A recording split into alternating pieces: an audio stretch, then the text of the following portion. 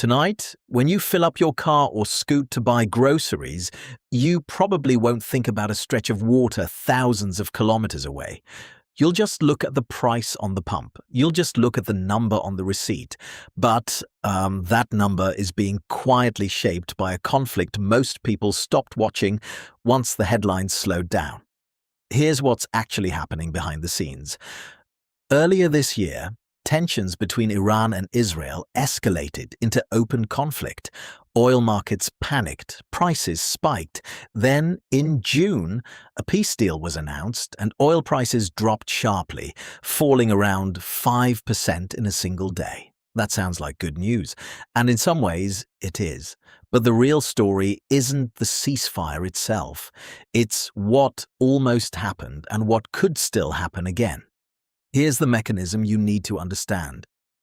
A huge share of the world's oil and gas passes through a narrow waterway called the Strait of Hormuz.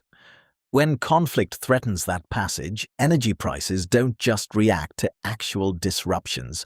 They react to fear of disruption. Traders price in risk before the risk even materializes.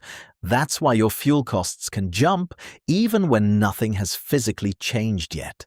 This is where the World Bank enters the story.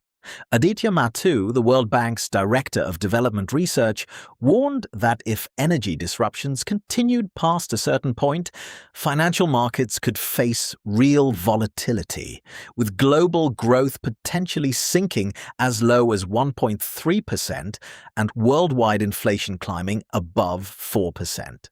Read that again. One conflict in one region threatening to slow the entire global economy. That's not an exaggeration. That's how tightly connected energy markets are to everything else you buy. Now here's the twist most people miss. You don't need a war to reach your country for it to reach your wallet. Higher oil prices ripple into shipping costs. Shipping costs ripple into the price of imported goods. Imported goods ripple into the cost of everything, from cooking oil to phone chargers to the parts inside your car. You feel a war you never saw, through a receipt you didn't expect. The World Bank's East Asia and Pacific Economic Update captured this directly. It projected that growth across Southeast Asia would slow in 2026, partly because of tariff uncertainty and partly because of the negative growth effect of higher energy prices tied to the conflict. Vietnam was expected to see one of the sharpest slowdowns. Thailand, already dealing with high household debt, was forecast to grow by just over 1%.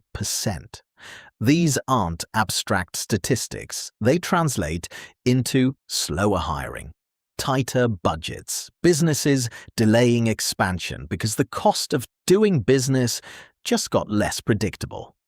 Why does this matter to you personally? Because inflation from energy isn't like inflation from anything else. You can skip a new phone. You can't skip transport. You can't skip electricity. You can't skip the fuel that moves food to the shelf you're standing in front of. Economists sometimes describe energy as an inelastic cost.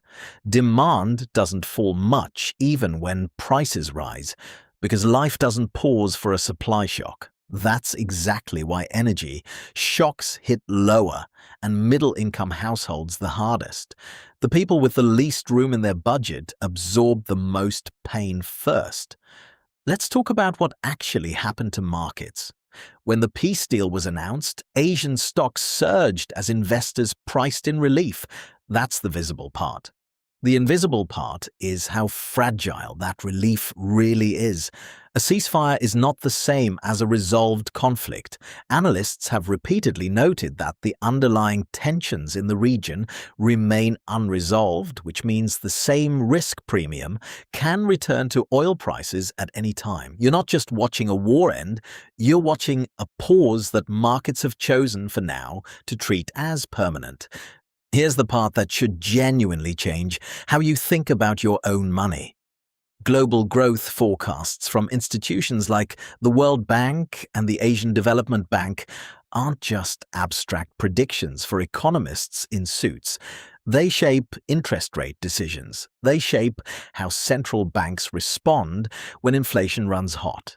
When inflation across developing Southeast Asia is projected to rise from around 2.3% to over 3% in 2026, that's not a rounding error.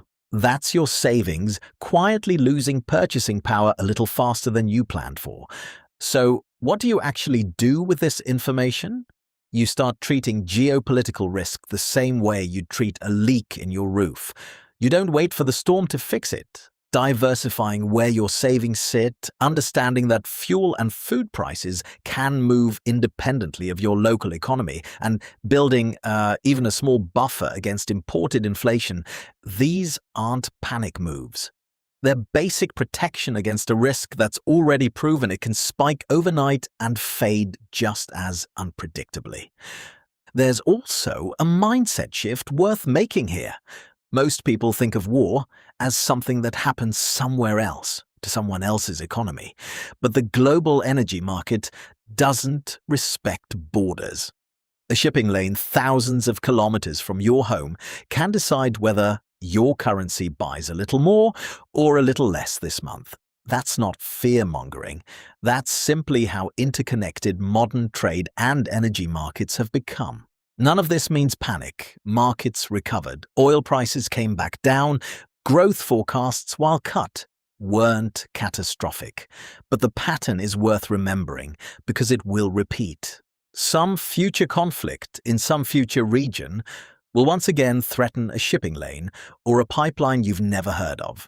And once again, the first place you'll feel it won't be the news. It'll be the price on the pump, the price on the receipt, the number in your banking app that quietly moved without asking your permission. So tonight, when you check your bank app before bed, look at that number a little differently. It isn't just a reflection of your spending. It's a small, quiet record of decisions made in oil markets, shipping lanes, and central bank meetings you never attended. The world's conflicts don't stay where they start. They travel through prices straight into your pocket.